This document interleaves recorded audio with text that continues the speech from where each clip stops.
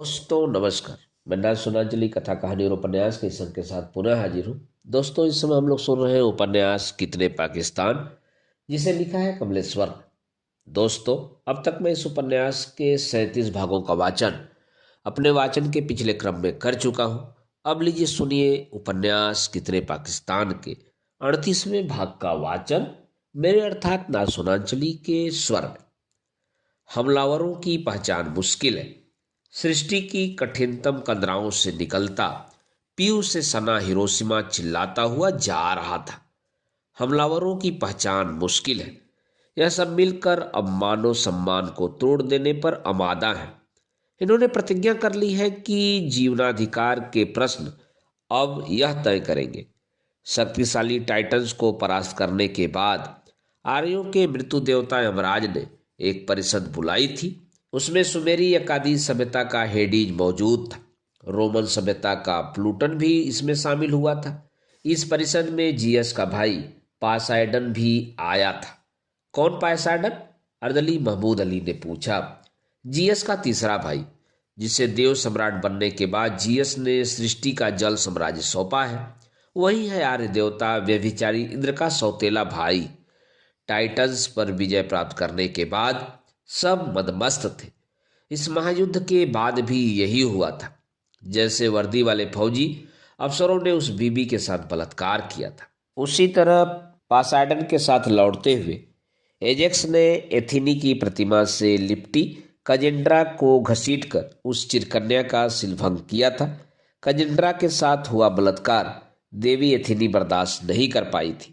बलात्कार सिर्फ कजिंड्रा के साथ नहीं, उसके साथ भी हुआ था, क्योंकि कजिंड्रा मूर्ति से लिपटी हुई थी। आर्यों की अहिल्ला तो पाषाण प्रतिमा में पराभूत हो गई थी और एथेनी काष्ठ प्रतिमा में परिवर्तित हो गई थी। तभी से देवी साम्राज्य के सभी देवताओं ने पृथ्वी के शिलभंग को अपना सगल बना लिया है। आदिवासी मोंतेजुआ ने टिप्पणी की। अपोलो खुद चिरकुमारी कजिंड्रा का शिलभंग करना चाहता था, जिसका उसे अवसर नहीं मिला। युद्धों के साथ लूटपाट और सामूहिक बलात्कार की यह परिपाटी अभी तक चली आ रही है। यही सब कहे जाने वाले स्पेनिशों ने ब्राजील में किया। यही हमारी सभ्यता की महिलाओं के साथ हुआ था। खुद को सभ्य पुकारने वाली इन गोरी नस्लों की यही सभ्यता और नैतिकता है। खैर इसे छोड़ो। हमें मालूम है कि इसी अमानवीय पौराणिक सभ्यता के वंशजों ने अपने अपने साम्राज्य का विभाजन कर लिया था। जीएस ने देव सम्राट की पदवी ओढ़कर आकाश को अपना अधिकार क्षेत्र बनाया था। उसी ने पायसाइडन को जल साम्राज्य सौंपा था और हेडिज को पाताल का अधिकारी बनाया था। लेकिन याद करो इन अमानुषों की वह संधि, जिसमें तय हुआ था कि पृथ्वी पर इन सभी तथाकथित देवताओं का समान अधिकार होगा। उन्हीं देवताओं के आधुनिक वंशज उसी पौराणिक संधि का वास्ता देकर आज भी पृथ्वी को अपने अधिकार में रखने का षड्यंत्र चला रहे हैं। मैं उसी का हवाला दे रहा था। हिरोशिमा बोला। आर्यों के यमराज ने जो परिषद आमंत्रित की थी, उसमें तीनों सभ्यताओं के देवी साम्राज्य के मृत्यु देवताओं के अलावा पृथ्वी के तानाशाह हिटलर, मुसोलिनी और खुद मेरे देश का तोजो भी शामिल था। इन्हीं के साथ शामिल थे वे भौतिक शास्त्र के परमाणु वैज्ञानिक, जो नस्लवाद से खुद त्रस्त थे, पर राष्ट्रवाद या वैज्ञानिक प्रगतिवाद के नाम पर सामूहिक हत्याओं और ध्वंस का नया मृत्यु दर्शन इजाद कर रहे थे। इन वैज्ञानिकों का एक कुनबा था। हालांकि यहूदियों के खिलाफ जर्मनी और इटली के कानूनों के कारण विरोधी माहौल बन चुका था। उन्हें उच्च शिक्षा से वंचित कर दिया गया था, परंतु वैज्ञानिकों के कुनबे पर इस नस्लवादी भेदभाव का असर नहीं पड़ा था। मानवता की महामृत्यु का वैज्ञानिक फार्मूला तलाश करने में सब जुटे हुए थे। हिरोशिमा की बात सुनकर एक जिंदा बच गई बेचैन तितली पंख फड़फड़ाते हुए आई और बोली, मानवता के इतिहास का यह घोर अंधकार काल था। दूसरों को मौत देने के लिए अमेरिका, जर्मनी, इंग्लैंड और रूस के तमाम वैज्ञानिक मृत्यु के अन्वेषण में जुट गए थे। सारे भौतिक विज्ञानी मृत्यु के आर्य देवता यमराज, ग्रीक देवता पासाइडन और पाताल पुरुष हेडिज के जरखरीज गुलाम बन गए थे। उन्होंने अपनी आत्माएं गिरवी रख दी थी। वे तानाशाहों के हाथों में मृत्यु के कारगर औजार सौंप कर विज्ञान की प्रगतिवादी अवधारणा का तर्क देते हुए अपनी पदवियां और व्यक्तिगत सुविधाएं बटोर रहे थे। तितली ने ठीक कहा है, हिरोशिमा ने तायद की। इस दौर के वैज्ञानिकों भौतिक शास्त्रियों की पूरी जमात अपनी प्रयोगशालाओं में सिर्फ मौत पैदा करने की भयानकतम सिद्धांतों की सिद्धि प्राप्त करने में लगी थी। इसीलिए इन परमाणु विज्ञानियों को कभी क्षमा नहीं किया जा सकता। विज्ञान के विकास के नाम पर मौत के इन सौदागरों को खुली छूट नहीं दी जा सकती। यमराज, हेडीज और पासाइडन की इस मजलिस में तीनों तानाशाह तो शामिल ही थे। जर्मन भौतिक विज्ञानी वान विजसाकर, वर्नर हाइजेनबर्ग के साथ Edward Teller, Robert Oppenheimer, Rutherford, Ravi Enrico Fermi, लिजो लिजार्ड्स, नील्स बोर, रुडोल्फ पिल्स और आइंस्टीन जैसे प्रकांड वैज्ञानिक भी मौजूद थे। मैं बताता हूँ, इनकी वैज्ञानिक कीर्ति को लगभग अंतिम शिखरों तक पहुंचाने वाले अनुसंधानों से जुड़े अद्वितीय और अप्रतिम इतिहास की कहानी, उस अमानवीय इतिहास की कहानी जिसने विज्ञान जैसी प्रगतिकामी और पवित्र विधा को जीवन विरोधी बनाने के लिए विवश किया। अजटेक सभ्यता का मैक्सिकन सम्राट मोंतेजुमा सामने आकर अंधकार युगीन इतिहास के सूत्र सुलझाने लगा। यह यश और अपयश का अंतर्विरोधी इतिहास है। वैज्ञानिकों का कुनबा विराट मानवता के हित में अपने प्रयोगों को अर्पित कर रहा था। वह प्रकृति के रहस्यों को अनावृत करने में लगा था, मानव शुभ की अभिप्सा के साथ। तभी तो मारी क्यूरी ने रेडियम का आविष्कार संपन्न किया था और कैम्ब्रिज के अपने समकालीन भौतिक विज्ञानी रदरफोर्ड के लिए क्यूरी ने कहा था। रदरफोर्ड ऐसे अकेले भौतिक शास्त्री हैं जो अपने वैज्ञानिक अनुसंधानों से मानव जाति को जीवन के बेमिसाल उपहारों से मालामाल कर सकते हैं। मारी क्यूरी ने रदरफोर्ड के विलक्षण अन्वेषणों में जीवन और जगत के लिए एक नई आशा देखी थी। रदरफोर्ड ने अपनी प्रयोगशाला में अजस्र ऊर्जा वाले अणु का अनुसंधान कर लिया था। इतना ही नहीं, मेरे वैज्ञानिक गुरु रदरफोर्ड ने अणु को भी विखंडित कर लिया था। उन्होंने अणु के केंद्रक न्यूक्लियस के रहस्य का पता लगा लिया था, जो अणु से 20,000 गुना छोटा और सूक्ष्म था, परंतु अपनी ऊर्जा शक्ति में अणु से सहस्र गुना अधिक संपन्न और शक्तिशाली। एक वैज्ञानिक से लगते व्यक्ति ने बीच में हस्तक्षेप किया। सभी लोगों ने उसे आश्चर्य से देखा। आपका परिचय? हिरोशिमा ने सख्ती से पूछा। मेरा नाम प्योत्र कपित्जा है, मैं रूसी हूँ। मैं अंग्रेज विज्ञानी आचार्य अर्नेस्ट रदरफोर्ड का शिष्य हूँ। तुम मानव विरोधी अणु वैज्ञानिक को हमारी मजलिस में आने की इजाजत नहीं है, हिरोशिमा ने क्रोध से कहा। बेहतर यही होगा कि आप यहाँ से तत्काल चले जाएं।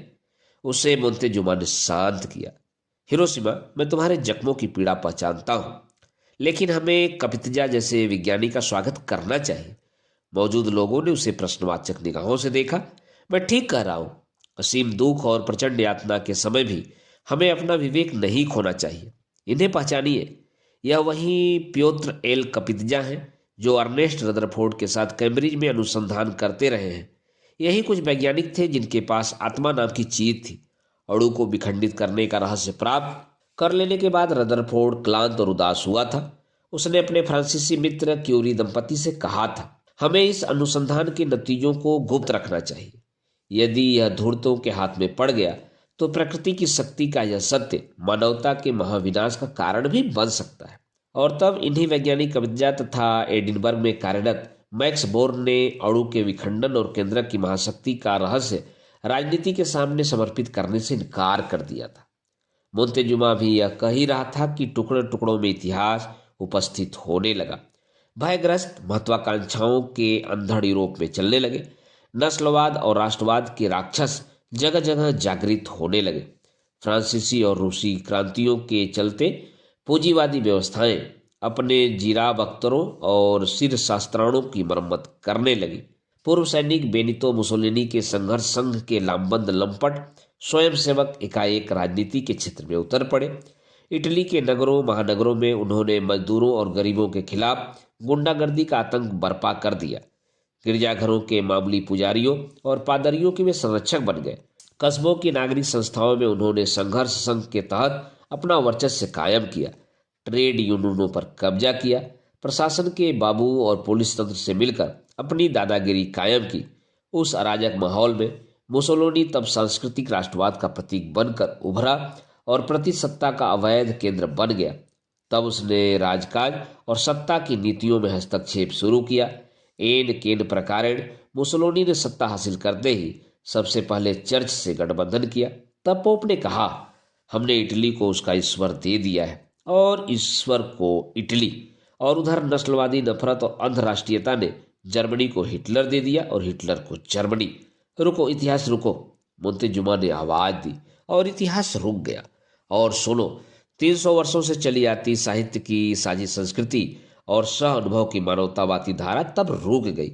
औपनिवेशिक और औद्योगिक संपदा ने मानवतावाद को रोमेंटिसिज्म में पर्यवसित कर दिया। कला रुचियां सामान्यकृत अनुभूति के शिखरों से उतरकर विलक्षणता की रोमांटिक घाटियों में विलुप्त होने लगी। मौलिक कलाकारों रचनाकारों की जगह विस्थापित कला का आहंत दस न झेल पाने वाले स्खलित रचनाकार कलाकार एकजुट होने लगे। वे अपनी अस्तित्व रक्षा के लिए उदार होकर एक दूसरे को जीनियस घोषित करने लगे। अमेरिका और यूरोप की आर्थिक मंदी से पेंटिंग्स की मंडी चौपट हो गई। बीथोवन के आवागार्द संगीत की दुनिया कुदरत की आवाजों में विलीन हो गई।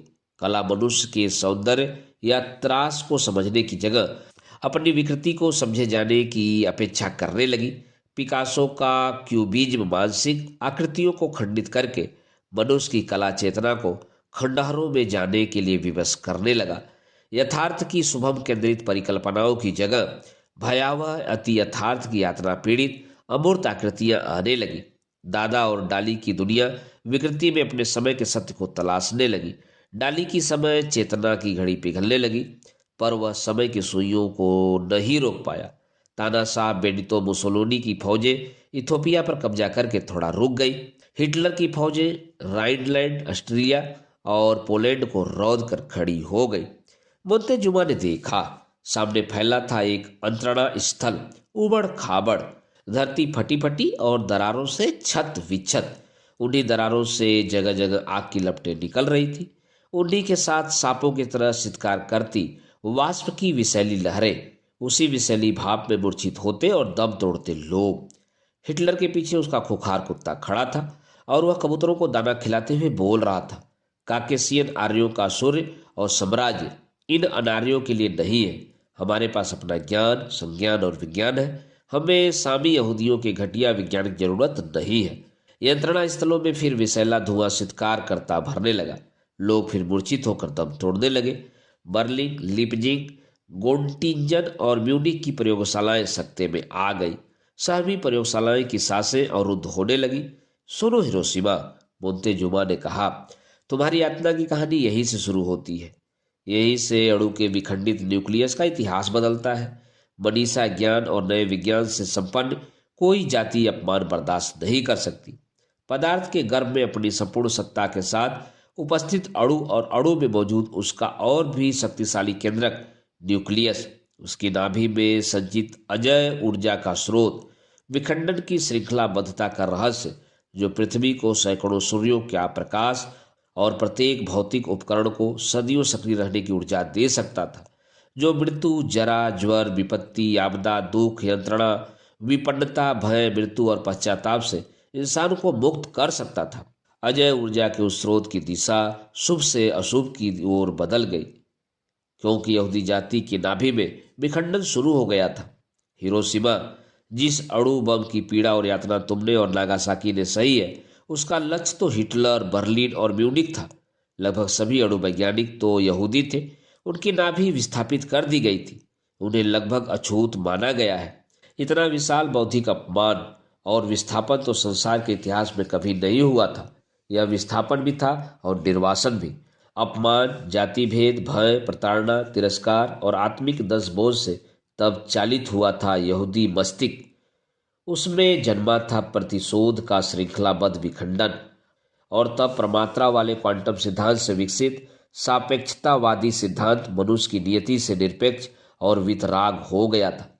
हिटलर ने आर्य श्रेष्ठता के दम में यहूदी वैज्ञानिकों का जो तिरस्कार किया था, उसने महाविनाश का महामार्ग प्रशस्त कर दिया था। देखो इस दृश्य को।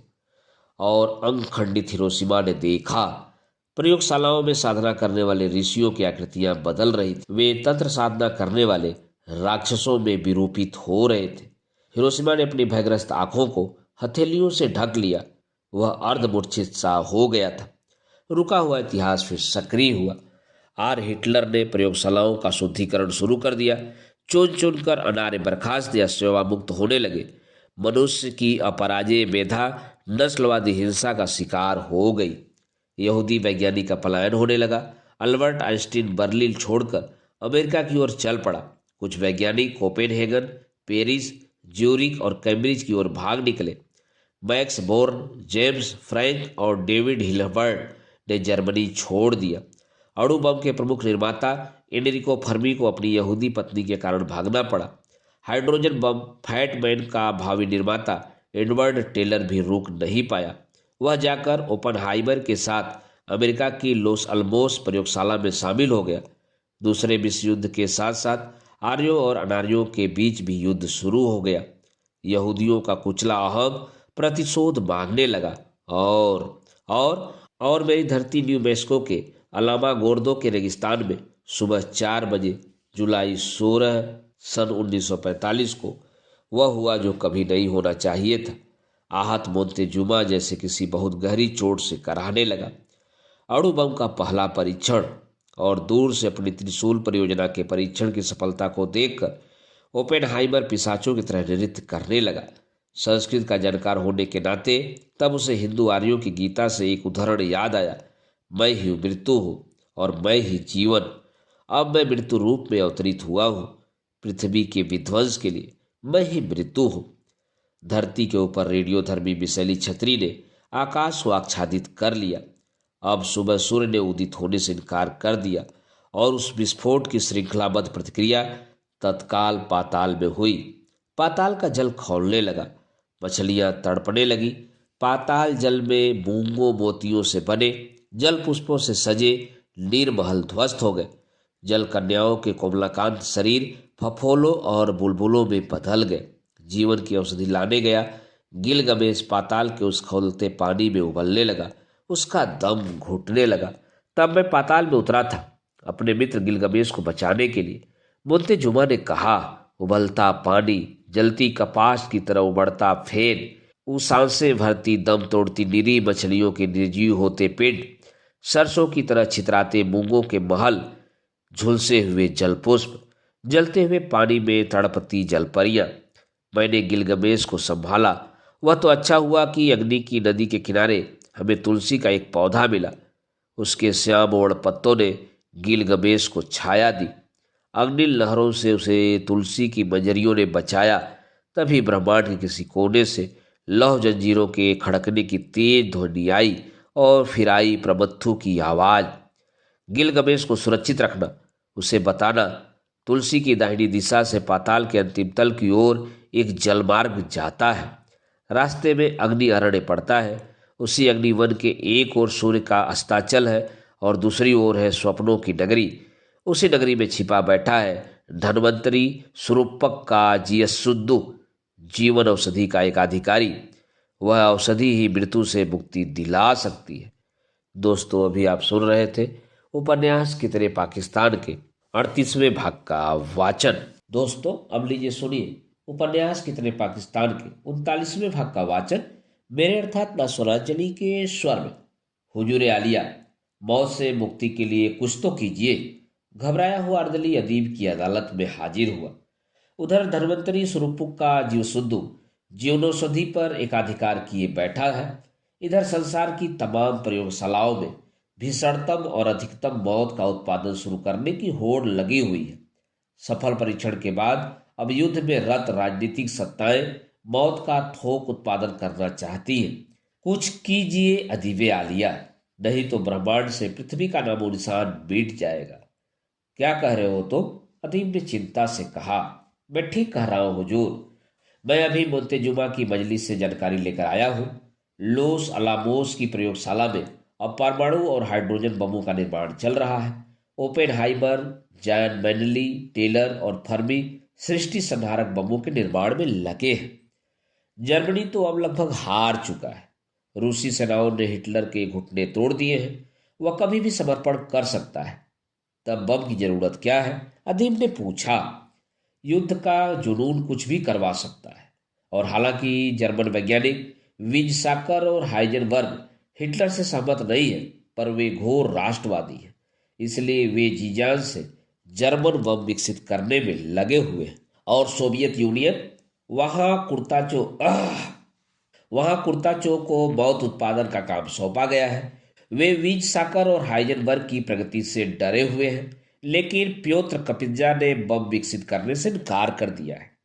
इस जुर्म में उसे स्टालिन ने 7 वर्ष की कड़ी सजा दी है।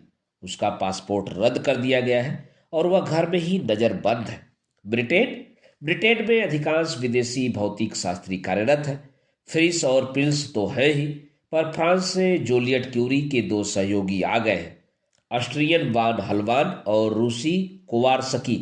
वैसे कपित्जा की तरह ही शरणार्थी भौतिक वैज्ञानिक मैक्स बोर ने अब बम पर काम करने से इनकार कर दिया है। बमों को कपित्जा और बोर मानव और जीवन विरोधी मानते हैं। अदीब ने राहत की सांस ली। कम से कम कोई तो जिंदगी का साथ दे रहा है। और तभी निकट अतीत का लौलुहान इतिहास लौट आया कि एकाएक जबरदस्त धमाका हुआ। पृथ्वी कांप उठी, जैसे कोई विशाल उल्कापिंड पृथ्वी से टकराया हो। धूल, धुआं, हाहाकार, अग्नि की लपटें, जलती हवा, सूर्य के तापमान से स्पर्धा करता तापमान, विषैले विकिरीकरण, वृत्त में फैलता रेडियोधर्मी पारावार, धरती की फटी धमनियों से निकलती रक्त की नदियां, सारा संसार सकते में आ गया। अखबारों के लहलुहान और झुलसे हुए समाचार चीखने लगे। 6 अगस्त 1945 अमेरिका द्वारा हिरोशिमा पर एटमी हमला, पृथ्वी पर प्रलय, पूरा शहर तबाह। 150 मील दूर खड़ी एक अंधी लड़की ने कहा, मैंने जलता हुआ सूरज देखा। एटम बम की तबाही से बेखबर घर लौटने वाले एक नागरिक ने कहा, घर तो कहीं भी नहीं था। हिरोशिमा मेरे पश्चिमी जापान का सबसे बड़ा रेलवे स्टेशन था। न मालूम वह स्टेशन कहाँ आलोप हो गया। उत्तर पूर्व और दक्षिण में हरे भरे जंगल और पहाड़ थे। न मालूम वे कहाँ अदृश्य हो गए।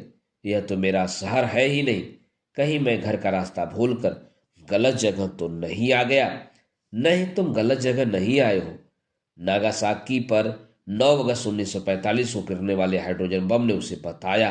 अब तुम अपने नागासाकी शहर को भी नहीं पहचान पाओगे।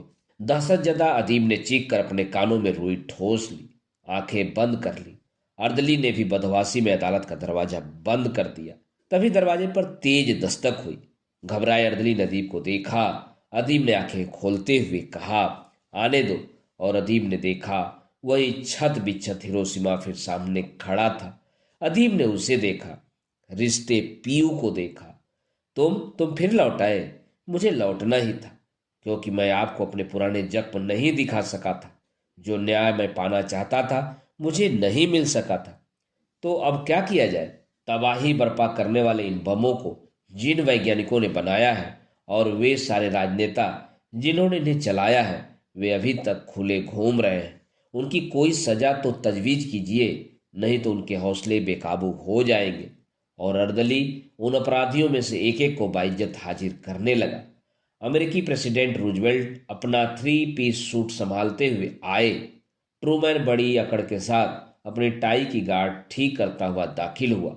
उसी के साथ मैनहट्टन प्रोजेक्ट का सर्वे सर्वा नौकर गोब्ज अपनी बाहर निकलती तोद को संभालता हुआ हाजिर हुआ। सारे अणु वैज्ञानिक भी हाजिर थे। ओपनहाइमर था, फर्मी और टेलर था, आर्थन कॉम्पटन और कोर्नेट के साथ जिलार्ड भी था। उन सबको देखते ही हिरोशिमा चीख उठा। यही है वह सब राक्षस, हत्यारे, मानवीय सभ्यता और संस्कृति के अक्षम्य दुश्मन। चीखते हुए हिरोशिमा ने अमेरिकी प्रेसिडेंट ट्रूमैन का गला पकड़ लिया। अर्दली ने जैसे तैसे उसे अलग किया।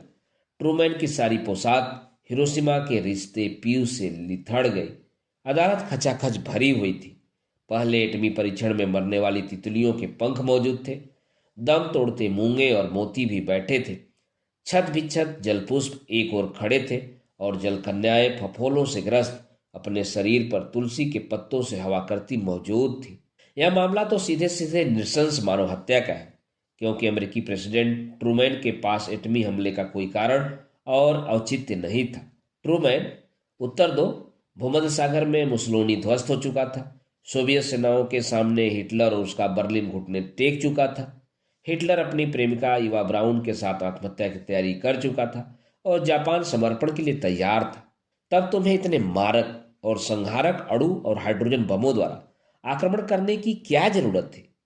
यह हमारा सैनिक फैसला था, ट्रूमैन ने कहा। लेकिन तुम्हारे सैनिक तंत्र ने तो आक्रमण के लिए टोक्यो, ओकोहामा, ओसाका, कोबे, यवाता और क्योतो चुना था। वह क्योतो जहां जापान का सम्राट रहता था।